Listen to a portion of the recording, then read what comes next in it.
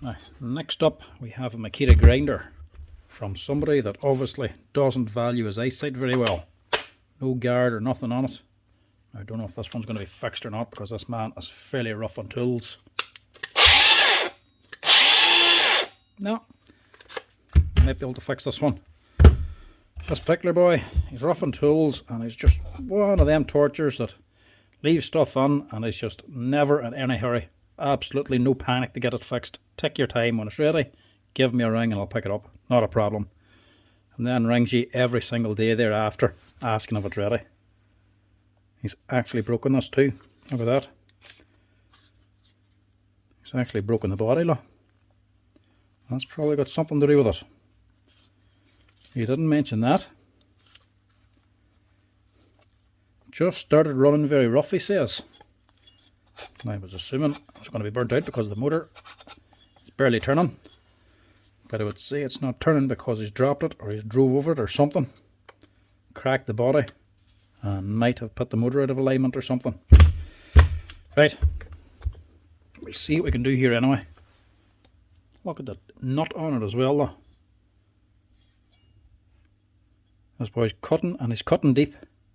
He's cutting all the way down and grinding off the actual nut as well though. Barely any of that left.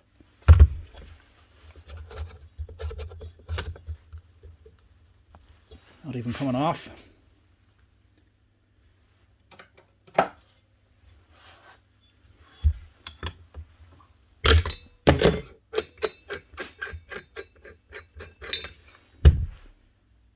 That's actually razor sharp. You could shave that nut.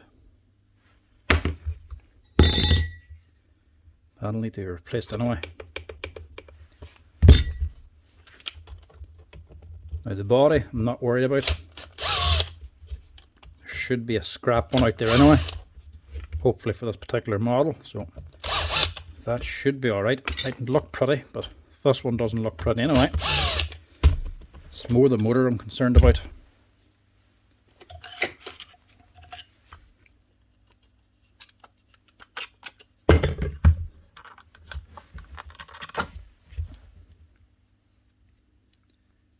This boy's done so much to work with this thing anyway. That bearing's going. Oh, that one's alright. So there's the rub. She's been rubbing up there and binding. But he hasn't actually burnt out the windings on it. Now I don't know if this is the fault or not. This crack could be, could not be. These do sometimes have a tendency to come slack. The stator is just held in place by the plastic body on the motor. It'd be better putting on a couple of rubber dampers on the side of it to actually pack this out a bit more. So if there is a bit of play, they can expand and keep this field tight. Because it's only on plastic, general wear and tear, slapping this around, vibrations and whatnot, cause the steel to wear on the plastic until it actually becomes slack. When it becomes slack, then it moves around, drops down. You have to remember this is a magnet, powerful neodymium magnet, so it just pulls the field down on top of itself and starts rubbing. If you don't catch it soon enough, you keep running it like that, you'll actually burn out this segment. But luckily this boy didn't burn it out, maybe because he dropped it and cracked this. Same boy would normally just run it on until it's completely burnt out and then be confused as to why it burnt out. We might have got to this one early. What year is this thing? 2022, so it's done a bit of work, but it's not old. Yeah, even that half's cracked. That out, take out the pin. Probably need the screws as well.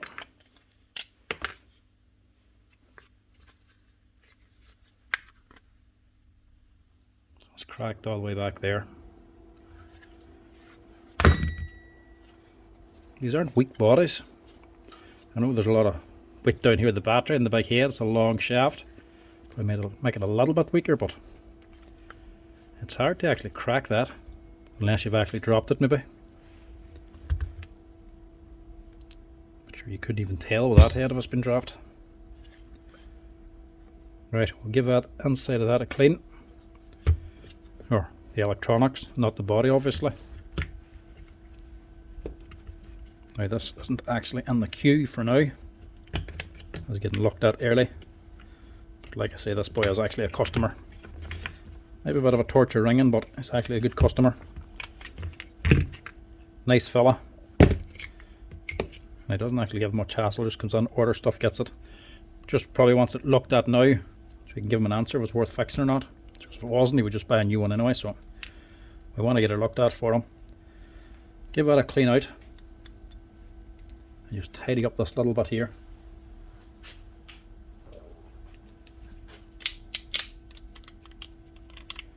Sometimes this plastic can roll over and jam it. A little bit there, but not much.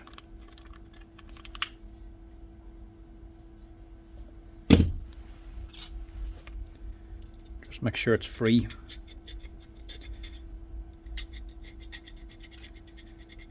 You'll know straight away whenever you run it again anyway, if there's anything rubbing. No, that's not too bad actually. Right, we'll clean that and I'll see if we have one of these. One Makita housing 183 H83-4, cost about $17.50 plus the VAT.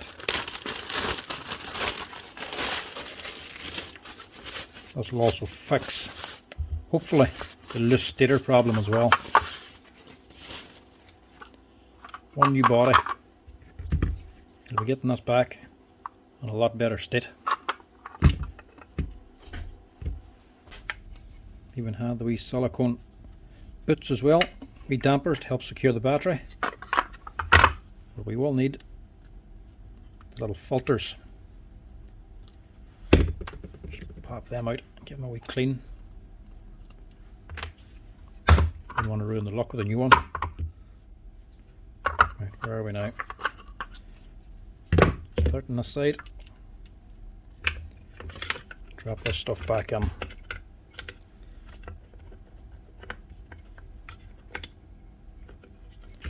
Should hopefully just drop in fairly easy. This was all molded to the old one.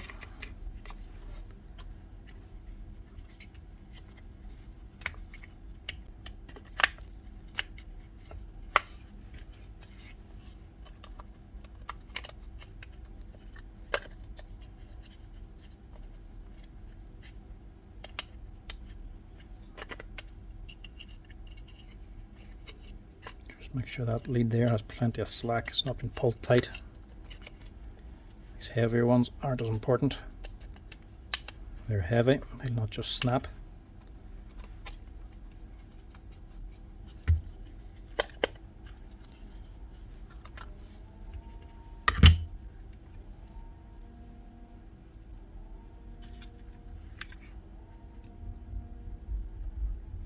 Look at that little spring just behind the housing.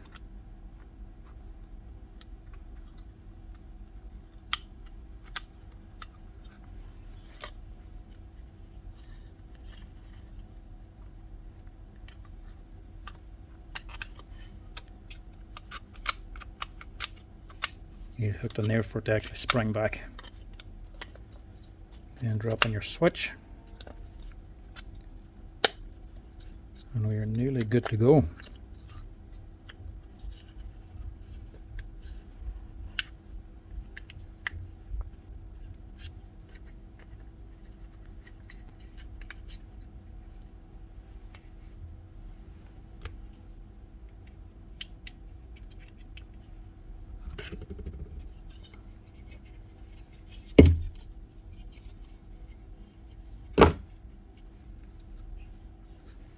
All seems a bit too easy.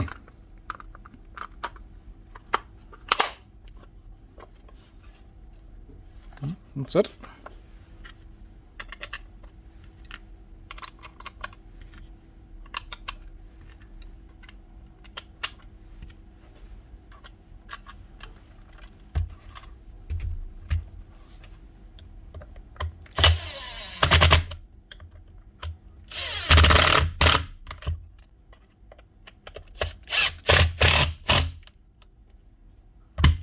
I don't believe you. Broke my butt. It's a collated drywall butt as well, and a Makita one. That actually wasn't very old. I think I replaced one of them a few months ago. Wouldn't expect it to break that soon. Try a DeWalt one instead this time. See if it's any better.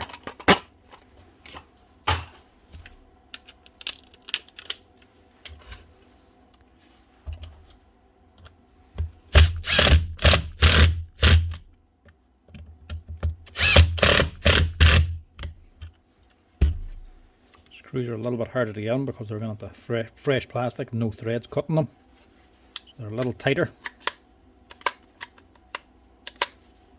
Which seems good. The stator is nice and tight.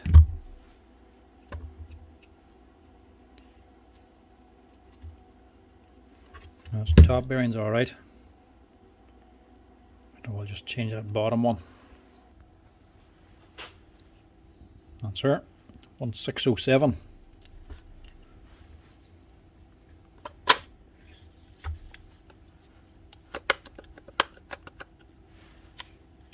Tight normally going into a new housing also.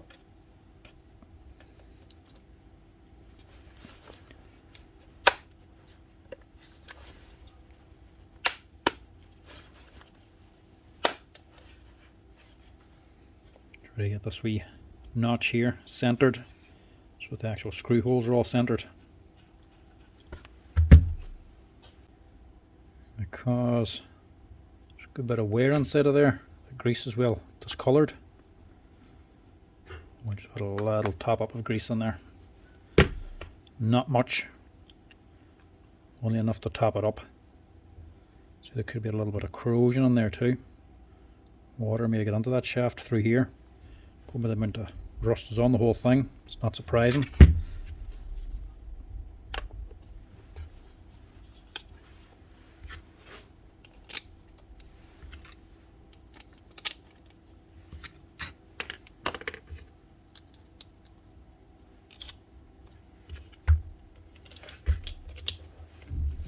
Now again, fresh plastic, so this will be tight.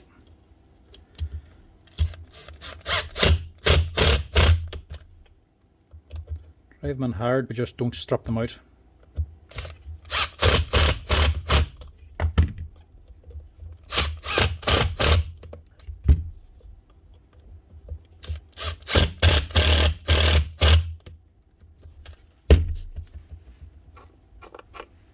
That's her.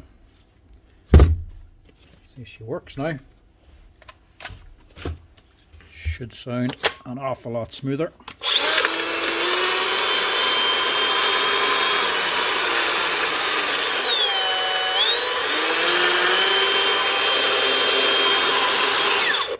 Nice one. Mightn't seem too important, but they are very important. These little filters on the side, those with air coming in and blowing out through the head. Obviously, if these are clogged or not been used, they're clogged, it's not getting any air and it's going to overheat. And if they're been taken off and it's run free, all the dirt and dust is just going to go straight in through your motor. These here are essential. The other thing we need is a new non-lethal top nut. Let me show you just how cheap the plastic housing is compared to the nuts. $5.75 plus the VAT. 22455-4-5 is the part number. But any grinder nut will do because they're all M14 threads. Just I have new ones, so I might as well just use the new one. I'll give him his disc back as well.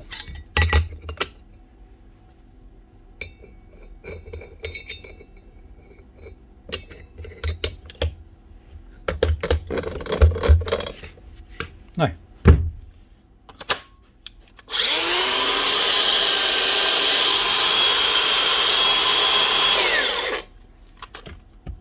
that's her. One Makita grinder up and running again. The only thing I want to do, just replace that label if I can. Might not be worth it.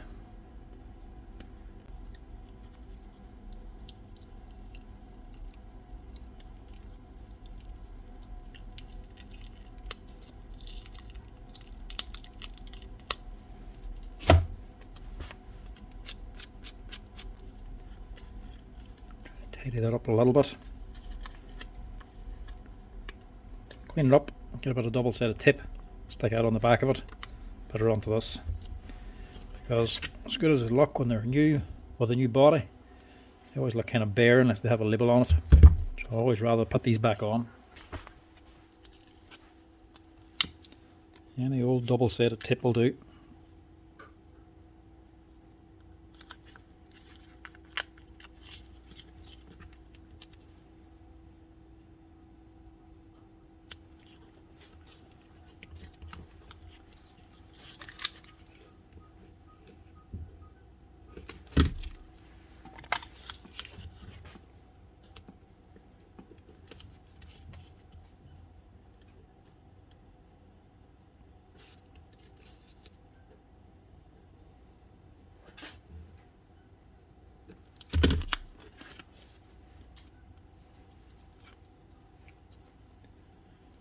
Just make sure it's well pressed onto the label.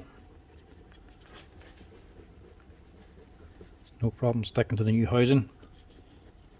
But the label can sometimes be iffy if it's not pressed on right.